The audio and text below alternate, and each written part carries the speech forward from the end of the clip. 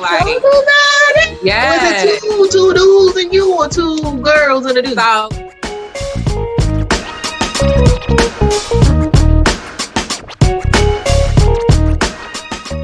guys, with another chapter to the Corona Chronicles. You know these comedians is coming through with some shit for you guys.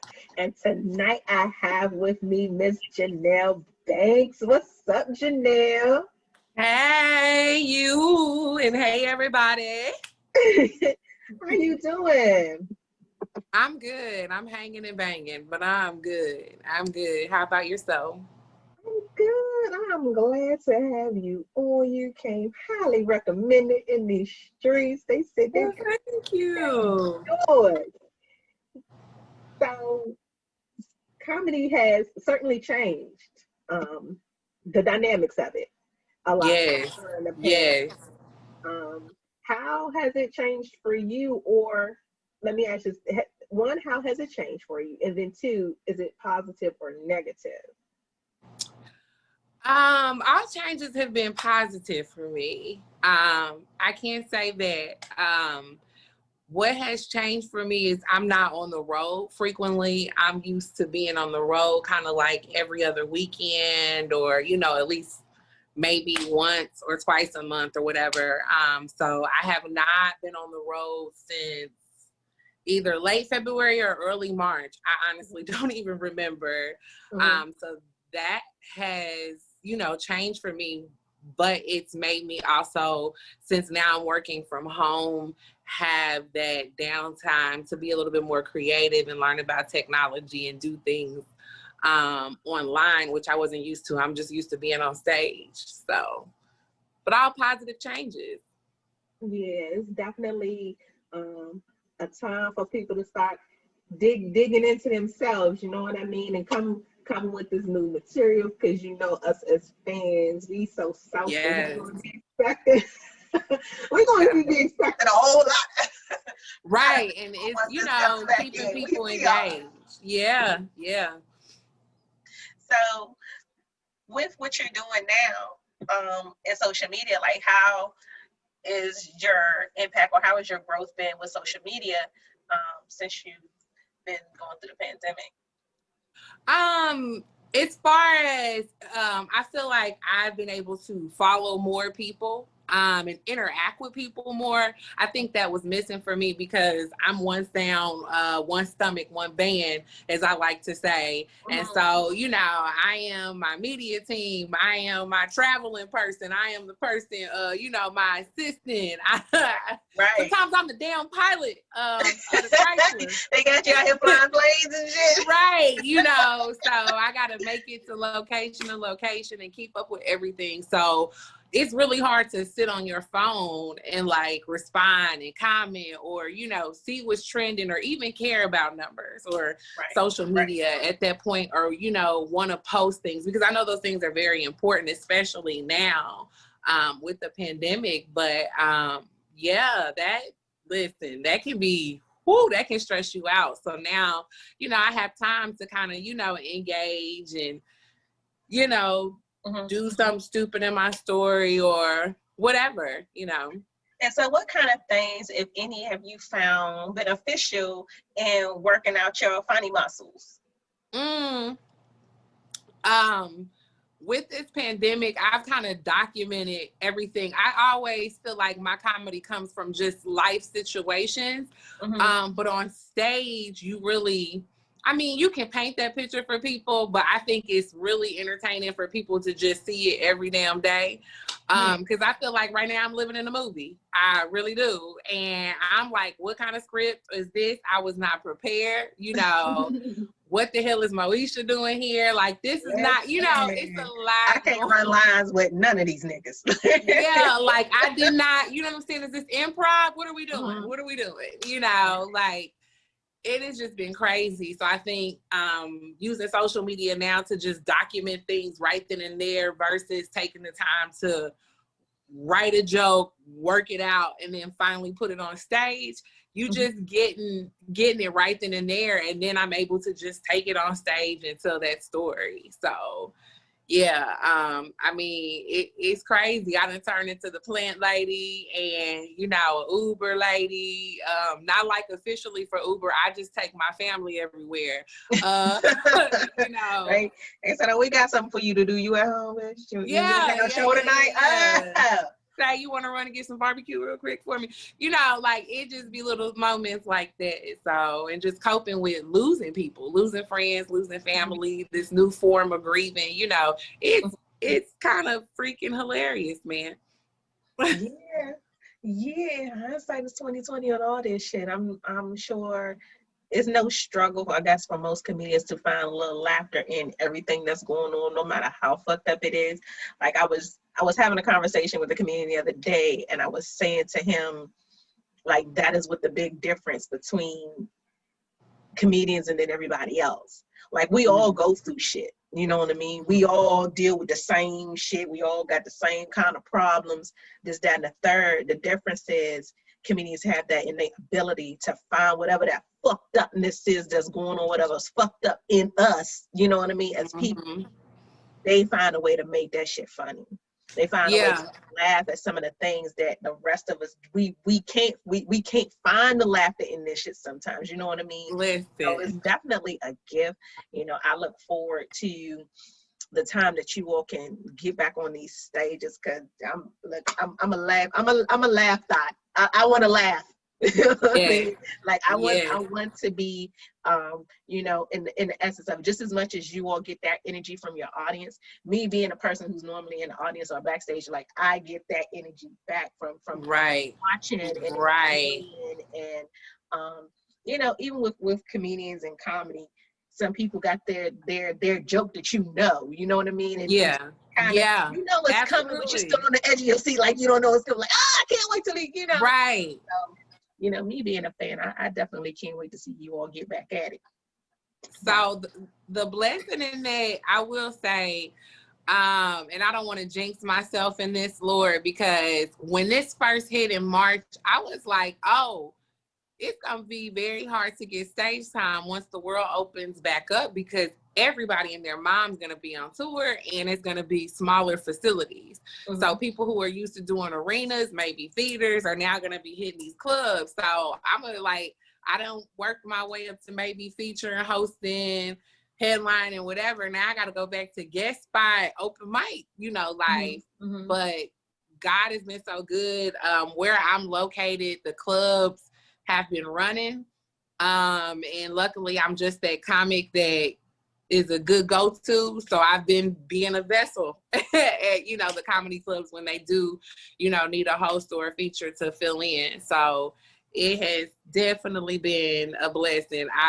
You know, it stopped for me for a little bit, but now it's kind of, you know, I'm back on to where I'm at least locally, I'm on stage every other week or every 2 weeks or so.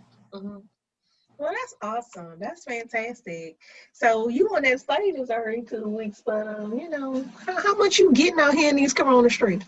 You know what I'm saying? Somebody over there beating that up in these corona streets. Listen, what's that sex hitting like out here in this pandemic? Listen, right now, that is my material. People don't think about single people doing this shit, you know. My dumb ass was in a very happy long distance relationship, and then I decided to just get in my emotions and be the Libra that I am in the relationship. We make impulse decisions and shit when we actually do make decisions when we're not being indecisive. So yeah, I fucked that up, but it was long distance. So I don't know what type of going back and forth we would have been doing in major cities. We don't want to bring each other that scariness, you know. So so you ain't even say, look, after the pandemic we can link up. You just said, nah, nigga, nah. I mean, we didn't know the pandemic was coming. I might send that text tonight and be like, look, if we survive this, you still gotta, like, my bad, you gotta forgive me, you know. But life is short. I'm about to play all them cards.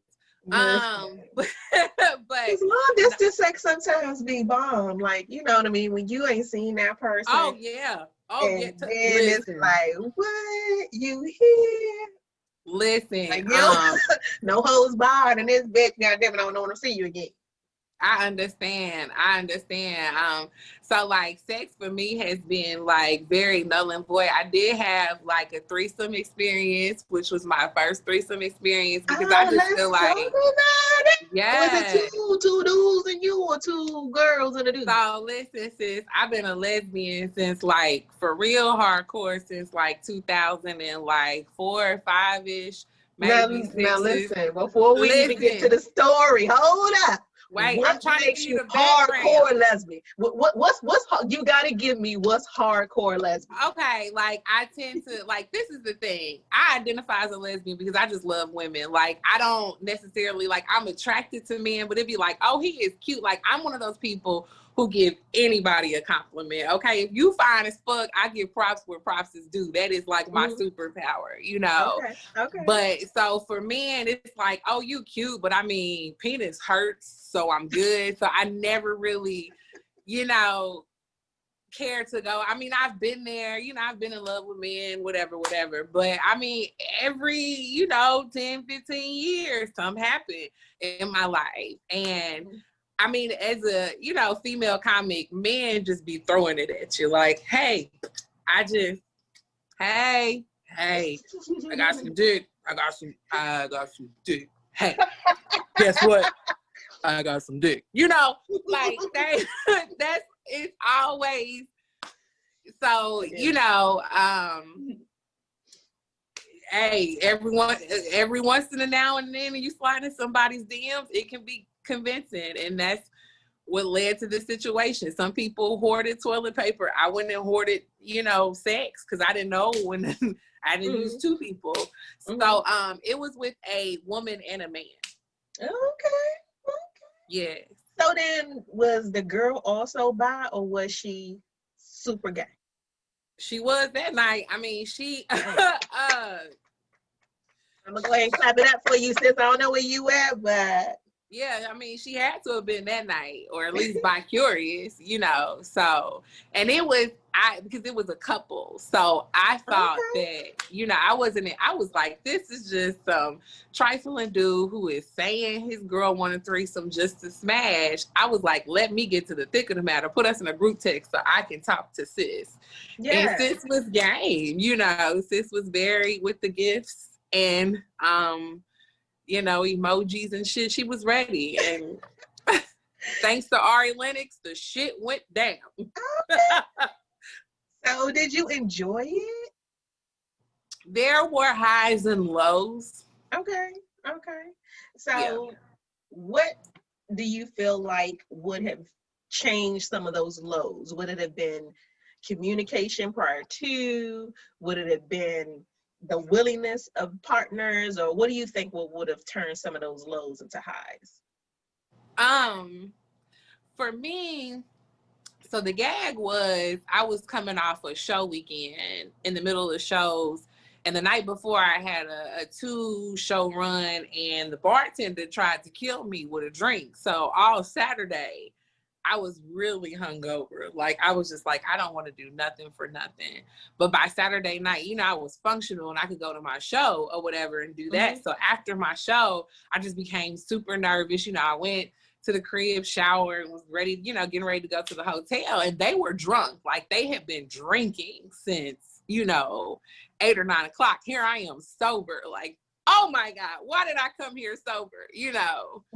And so, and then technically, you took advantage of two people. I did because I initiated it. Well, because they were just sitting there talking and laughing, and you took everybody. Like, hey, yeah, I came here. Yeah, we came for a purpose. Let's stop all this talking and get to, So I mean, it was just I just feel like if I was a little bit more inebriated, I would have been a little more like a little bit more loose. I was too in my head. Okay.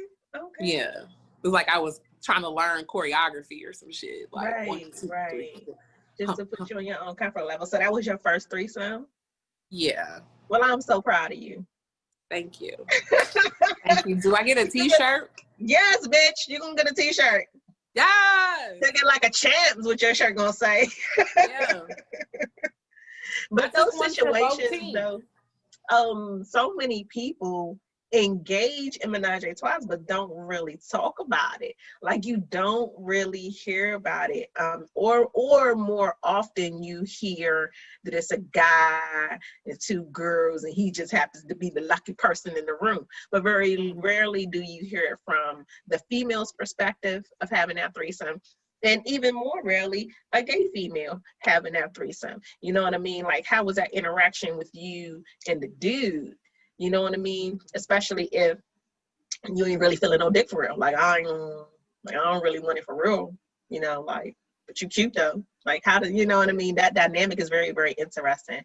But people need to, right now, for real, need to experience every bit of what the fuck they want to experience. Like, period. Like, life is too short to negate these experiences. Absolutely. And you know, everybody get out there and just go fucking everybody. I'm saying that if you have a fantasy, if you have a want, if you have a desire, if you have something deep down in you sexually that you haven't explored, no time like the present. What you waiting on? It's been a whole goddamn pandemic. You gonna wait for the next one? Like, you know what I'm saying? You might as well. That's one of the reasons I did that. Like, I know for some women that's completely taboo, you know, right. Especially for some women who prefer to have sex with women. I've always been one of those people. I don't want to call myself a pansexual, but I just love people. You know, I'm attracted to a person in the spirit and who you are. But I hate saying it out loud because some people either just think you're nasty, you a slut, or you're greedy, or, you know, whatever the case is. What you want. Yeah, I want what I want. I space my partners out. Like I said, I've not been with a man in over 10 plus years. So, it was just, I think for me as a woman, especially as an older woman coming into her confidence and her sexuality, over the last couple of years, it's exciting for someone to be attracted to you on that level and want, you know, like desire you. And that was that situation where I'm like, not only is this, you know, man desire me, but his wife man too. Oh, it did. Okay, let's do it. Right. So, you know, to each his own. But that's good in so many different ways because you have a different level of sexual freedom than most people. And that doesn't boil down to your sexuality, but that just boils down to you being able to embrace and being able to acquire what you want. That is freedom, you know what I mean? Especially when it comes to the bedroom. Sometimes we are so set in our ways that we can't be free in the bedroom. And I feel like if not any place, when you sitting on the toilet, when you in the shower, and goddamn it, when you in the bed, you should be able to be you. You know what I mean? You should be able to be at your most vulnerable. You should be able to be at your strongest. You should be able to be at your ugliest. You should be able to be at your sexiest. Like, I feel like, you know what I mean? And know what you want and know, let me go get it. Because goddamn it, you know, this is me. So, but I'm jealous. Okay, let me just say that. Don't be jealous. Don't be jealous. I'm jealous. Don't be jealous. It's 2020. It's not over, honey. You just. No, I'm gonna tell you the truth. So, I have always wanted to have a threesome, but I am 100% on knowing me, and I'm so selfish. I am so selfish. Like, in the bedroom, sharing something. What, I don't even like to share my food for real.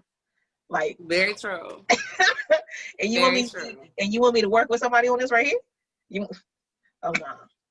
I don't know. In my situation, I was just kind of like I feel like I was such a third party in that situation that I definitely don't feel like I was sharing. It was crazy because in the midst of it, like, you know, he's doing his thing, like he's living his best life. Because for me, it was, he has wanted to do this, you know, or it, you know, have intercourse with me or whatever. And so for, you know, her, she was like, we're sharing, don't forget we're sharing. I was like, yeah, we are. I mean, do I need to give it back? Because listen, because it has to be rules to that shit. It has Yeah. to be rules to inviting You told him to do it. I'm not, like, so for me. Yeah, but that look, I talk all this shit, but I'm gonna tell you that is my drawback. My drawback is me being selfish. Like, it would have to be two people that I truly don't give a fuck about. Either two people that I don't know from Adam, and hey, we just got thrown in a room and it just happens. You know what I mean? Like, that for me, that's how it would have to go down. I'd have to be in one of these little swingers joints, or something would have to happen where I don't know these motherfuckers. I don't care if they live and breathing, they mama's eye, like, we don't break bread together. Like, that's for me is what have to be people I do not care about. Because if I give even an inkling of a damn, then nah, I don't want shit. I generally care about people naturally, it's an empath thing, but yeah, I don't have any emotional connection to them. So. Oh yeah, that's what it would have to be totally like, yeah, get out. I'm not gonna see you tomorrow. All right, fine. You know what I'm saying? Hey neighbor, no. So is there anything else sexually that you would want to explore or try that you have not done yet? I mean, honestly, I really don't know until I just, I guess as a woman, I want to be able to enjoy toys. I guess I have to find the right toys. So many women just go buy all these toys, and I'm like, I don't know. They kind of just don't. Maybe because I got short arms or something. I don't know. I don't know. So I want to get to the point where I find something that just takes me there, because like I said, with this COVID shit, I don't know when my next opportunity to bat in the field shall be. But you know what? When it comes to toys, it's so many options. It's so many options. Like, how do you really scale down, pare down to know what you want? Right. And it's trial and error. But trial and error in the toy world costs a lot of money for trial and error. Exactly. I can't bedroom candy $150 and be like, oh, that doesn't do it for me. For trial and error, you know what I mean? Like, I'm one of those people that I'll go through a catalog or whatever or online, and say I might be looking at about 10 different things. It might take me a week before I scale down to like, okay, this is what I'm going to order. Mm-hmm. And damn it, what I want to order better, you know what I mean? Like, it's how it's shaped, what's the texture, how can it be washed? Like, it's all kinds of shit I be thinking about. How sanitary. Like, I'm that's very important. Very important. Just on some egghead shit, trying to decipher what I want. But knowing what you want and knowing what you like is not an easy feat when it comes to using mechanisms. Everybody is not just give me the rabbit, or give me this type of deal, or you got people, I might want clitoral stimulation and anal stimulation at the same goddamn time, but I don't want it to be this big. You know what I mean? It's like really finding your niche. But part of finding a good toy actually starts with masturbation. Knowing your body, especially for women, knowing your vagina, how she functions, how she operates, what it's going to take to actually get her there, helps you in deciding what type of mechanism you should buy to also there. Like, if I'm the type of female who clitoral stimulation isn't going to get it for me, I need penetration. Okay, well then you need to go one way with yours. If I want penetration, but I also want my asshole massage. Okay, well this is the way I need to go right here. But how would you know that? You know what I mean? How would you know that if you don't at first explore your own body? And so many men, women, and both. Sometimes people are afraid to do that. Maybe men more apt to doing that because for them, that's also like part of their training and their upbringing. Their dad is like, hey, this is the normal part of whatever. This is what you're supposed to do. You know what I mean? For women, I think it's a little bit different. I don't think we get that same speech to say it's okay to masturbate. It's okay to know your body, and it's okay, you know what I mean? But that's, to me, is like the core of it. You got to know you. You got to know You you, and then, do. okay, then you can decide what ticks, what don't tick, and it helps you in Right. making choices and decisions when you're choosing the right products to use. You've never lied about that, and it's weird because I meet a lot of women, especially in my 30s, who just be like masturbate, like they act like it's so gross, and I'm Yes. like, it ain't like you using your toes, sis. Like, what is wrong? Like, I don't even understand how you do not masturbate and then not like, or you have sex, but you don't want to masturbate. Like, that's weird to me, you know? So, and that may be the reason why I'm not a big toy fanatic, because once you masturbate, you be like, I don't need to invest $60 when I have 10 free items to go down there and just tear it up. Like, get in there, you know, just, and then when the battery runs out or is low in this one, I can go here or here, you know, if I want to switch it up, you know, and I can go up here and down there. Like, it's so amazing. Like, you know, and then just the taboo of being in the store in public and everybody's like, oh, what's she doing with that pink one? Where's she going? What's she putting in that? You know, so. That's hilarious. But that's real talk though. That's real talk though. I'm glad we even got on this, because very rarely have I had the opportunity to really talk about toys and masturbation. Like, but it's big, especially going through this pandemic. If people didn't think that folks was buying up some shit before.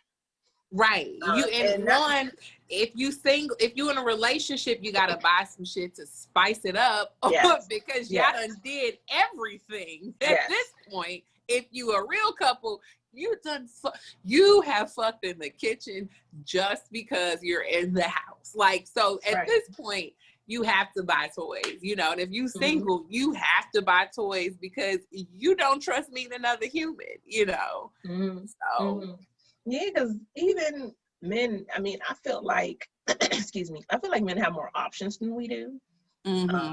Some other people will beg to differ, but I feel like men really do have way more options.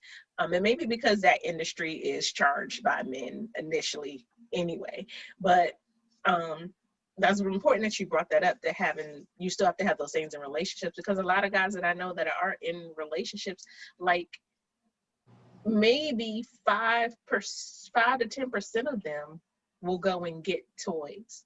And the rest of them are like, oh, nah, what you need that for? But sometimes it's not always they feel about like they masculinity is challenged. Exactly. Or you know, this could do more. Yeah, exactly. This could do more.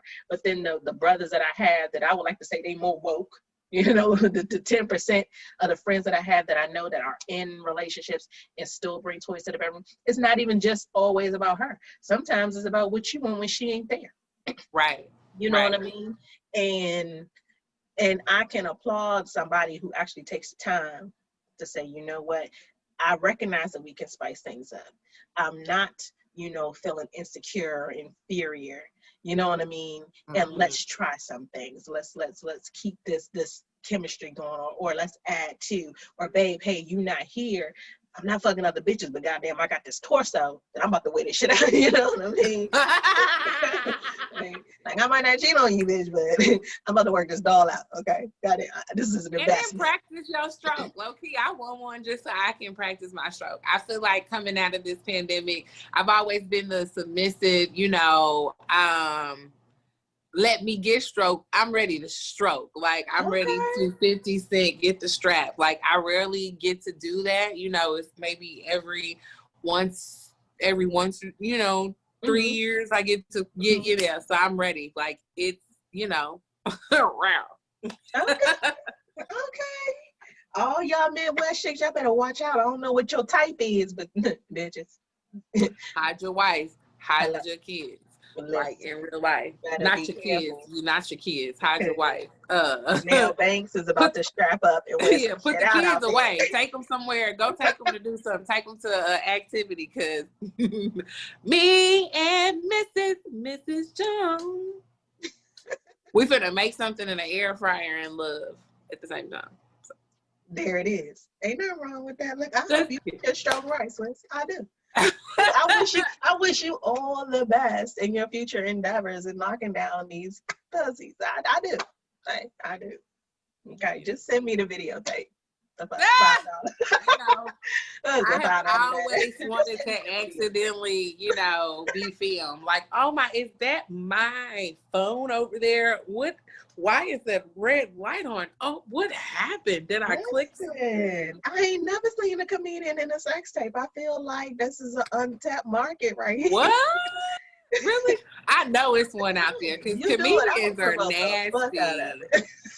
Let me tell you some of my experiences, and if any comedian watches this that I stay with, please don't take my Airbnb advantages away from me. But I feel like every male comic I have ever stayed with, they be smashing, you know, like you be like, so you gonna invite me over so I can just listen to you fuck all weekend. I could have just went and paid that extra, you know, $80 to get this hotel room, baby. Like, because, you know, I love my comedy family. They, you know, when you on the road, people always extend an invitation if you doing shows and save money, you know, whatever. Right. Stay with me, you know, and I love that. But I swear them babies, I'm like, what is it about? Like, I swear, I can't name a time that I did not stay with a comic they did not fuck. And I'm just like, they know I hear them, right? Or did they want me to hear? They don't care. They just want you to go and talk about it, okay? Because they don't want no dirt on their name in the streets. They want you to be like, oh, so-and-so was ripping our pussy apart. It be so, and it's funny because one time one of the chicks came up to me and was like, did you hear us? And I was like, sis, I was so wet. Yes, I did. Like, I heard every song, every position switch, every breath, like everything, you know. So I don't want you to think that I didn't. I'm not gonna lie to you. I might have climaxed at the same time y'all did. I'm nasty. We all came, thank you. Once I said these goddamn things have minds of their own, and you can get them for $3.99 because they came with your body when you were born.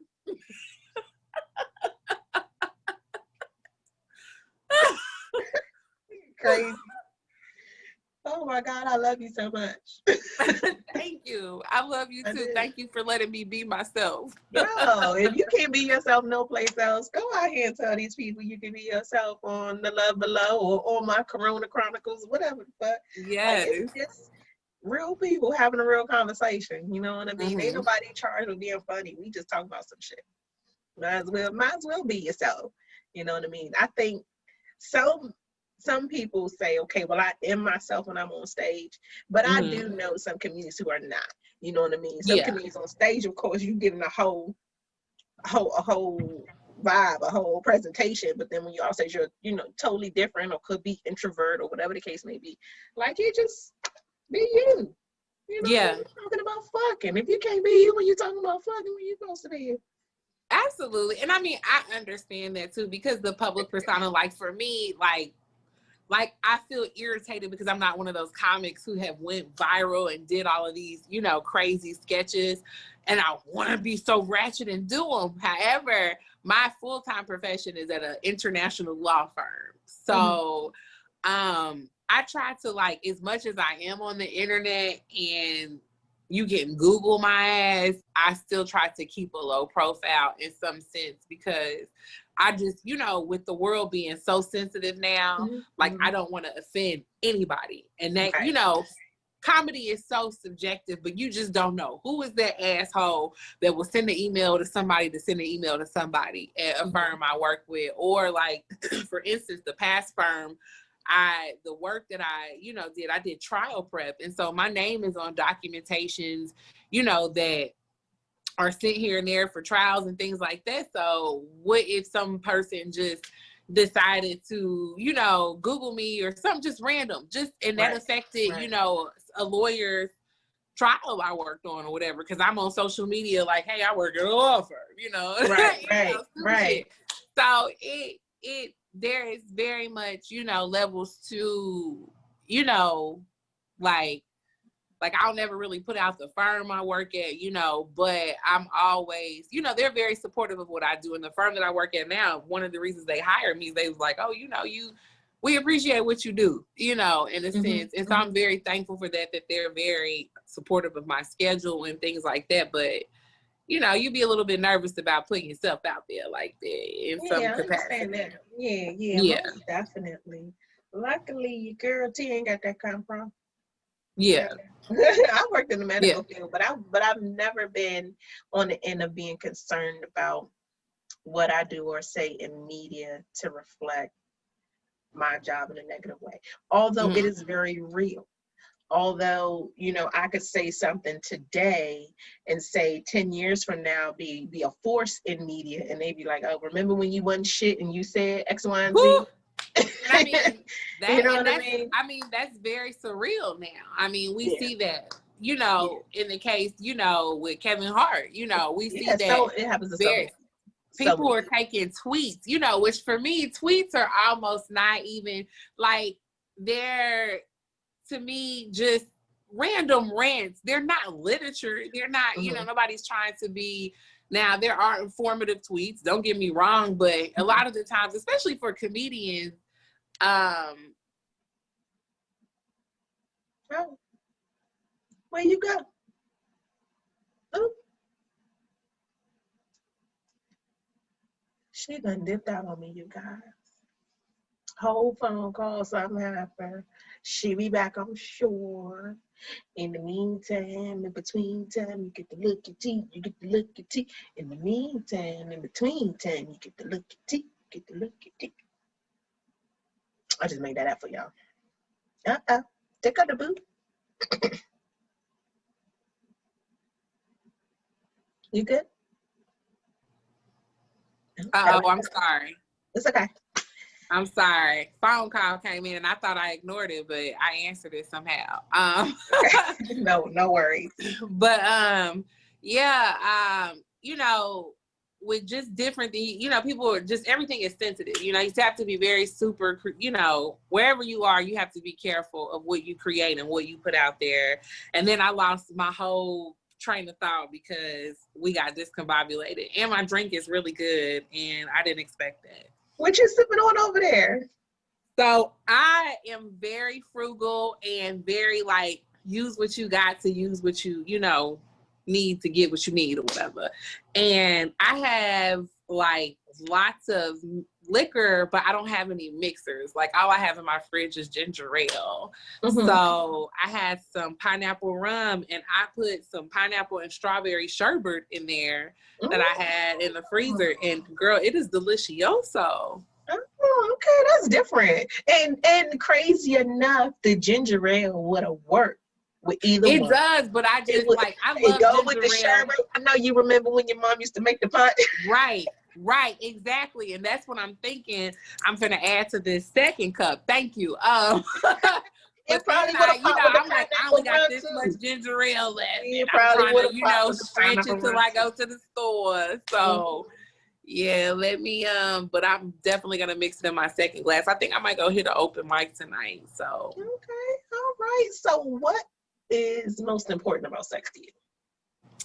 I think the climax, and also like for me as a plus size woman, being comfortable with your partner. I don't know if people think or if any human beings outside of like chubby people, I am finding out the older I get, even women who have like perfect bodies are self-conscious about a lot of shit. Whatever, bitch. Whatever. Whatever with your flat stomach having ass. But you know, just being able to be comfortable, because my thing is I don't feel like you can really get to a climax point or be comfortable or really, you know, enjoy the process without being comfortable in your body and being comfortable with their body and being comfortable with their body, being comfortable with your body. You know? So it's definitely about, you know, the older I get, I've learned and been a little bit more confident. So now I feel like I'm going through what women should go through in their 20s and they just be out there. I'm going through in my 30s. Because it took me a long time to be able to get confident. And shout out to a lot of those women content creators on like social media, because that is what got me to that point. Seeing other women like tell the world, fuck you. Fuck you. fuck you, get these stretch marks, get these curves, get these, you know, and it's not, you know, for a long time we saw plus size women, but it was like industry plus size women, like Takar. You can't have this flat. I want to see women with stomachs and handles and, you know, the shit that I got. I'm tired of seeing these big bitches with flat ass stomach and perfect thighs with no cellulite and shit. Fuck that, you know. So give me the real. So yeah, that's my ultimate goal, is to be able to truly enjoy the situation. Because I mean, in your 30s, I'm not fucking just to fuck. Like, I'm fucking for the experience. Like, I ain't got time to be sharing germs, especially after this pandemic. We don't have the time to be closer than 6 feet and wasting opportunity and shit. I literally enjoy this shit. I really do. Because I might have to go get tested. Other than, like, remember when you could just get the clap? Now you got to get an upper respiratory infection. All that shit. All that shit. All of that. Got to worry about your coochie and your fucking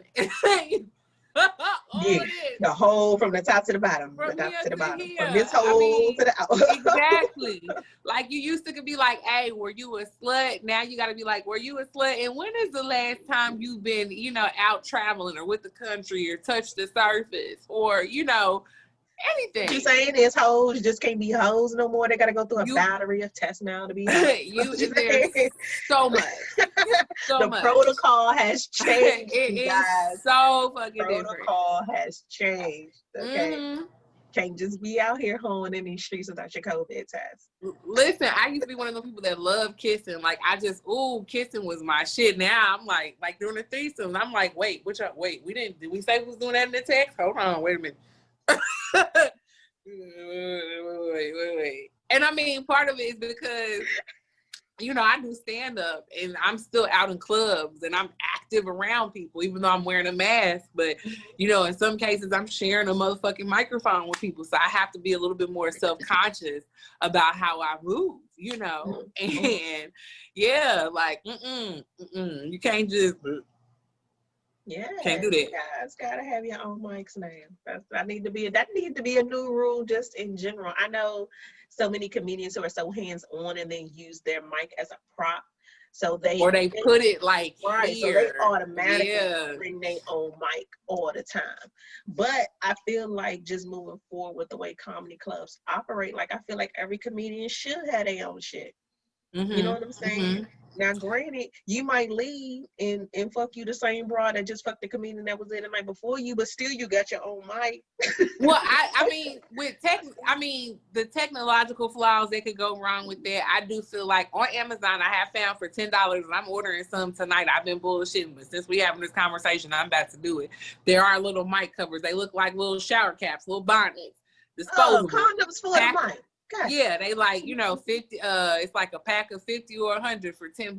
So I am about to do that now that I'm doing a weekly spot just for my safety and protection. Because like I said, I never expected to be out there. It's crazy. I just did a show with Godfrey and he was very like, you know, like, hold on, you know, I don't want to share a mic. I don't know you. And I'm like, I feel you, brother, but you the one who just came from New York. I've been here. I'm more afraid of you than you are of me. So, in the hot spot. Exactly. So it, you know, it's those little nuances or whatever. But you know, I am just, to me, this is how I know that I truly, you know, it's your calling and it's your true passion. You know, when you pushing through and persevering through this, but that's artistry. I feel like all artists, you know, whether you're a musician, a painter, whatever you do, you know, they're real resilient about their craft, even throughout a pandemic, because you have to be resilient regardless. It's always a pandemic to us. It's always something that stops us from doing what we're doing, but we got to persevere through it. That's real talk. Yeah, most definitely. Look, I don't even think we need to go no further after that. You just, The ice cream make you deep. Yeah, let me go get me some goddamn strawberry sherbet. I already got you. I'm a fat kid. I got the coffee bar up here, but all the alcohol is on the bottom. Listen, I wanted. I'm glad I had this. I wanted something. I needed a fix. I was going to this restaurant who had like this like sherbet. It's almost like a sherbet based ice cream or whatever. It's dairy free though. And I was like, I can't drive out here and eat this every day. Like, let me try to get the closest I can get to it. And sherbet was that. But hey, but it worked. Now it goes with alcohol. So but it worked. So I wish you nothing but blessings out there in the Midwest. Thank you. I hope that you get your strap on game strong. Okay. I hope that you continue to mix up some awesome drinks and keep telling these funny ass jokes. Thank you. I look forward to one day meeting you in person. I absolutely can't wait. Make sure you tell my audience everything about you, how they can follow you, where you perform at, and everything. You can follow me on social media on Facebook, of course, Janell Banks, Janell Banks, and like Hillary, Ashley, and everybody on the Fresh Prince. On Instagram and also Facebook, I am Miss Just Laugh, MISSJUSLAUGH. No T, because I have a speech impediment. Fuck T's, they childish. Pretty much that's what I am on everything, on Twitter, on Facebook, on Instagram, MissJustLaugh.com, also on the YouTubes and the internets, as the children would say. Yes, so upcoming stuff, I'm going to be in Rochester Fringe Festival, all the way live from Kansas City, which is exciting. And just stay tuned locally. If anybody tunes into this in Kansas City, I know y'all can always catch me at the Kansas City Improv or the Kansas City Club or the Comedy Club of Kansas City. Lord, I don't know why I always want to fuck that up. But yes, or you can just catch me talking shit at the local gas station. You never know. Grocery store, gas station. Hey. Your baby mama house, whatever. Hey, or some married couple's bedroom. You don't know. You don't know. Boom. I inspire great love. I encourage, and I'm an officiant, so I can tie the knot for you. That's the best way to do it. Right before I wanted to get married, I just wanted to get this threesome. Oh, you want to get married? Well, I can get y'all married once we get finished. Yeah. 2 for 1. I do bust nut too.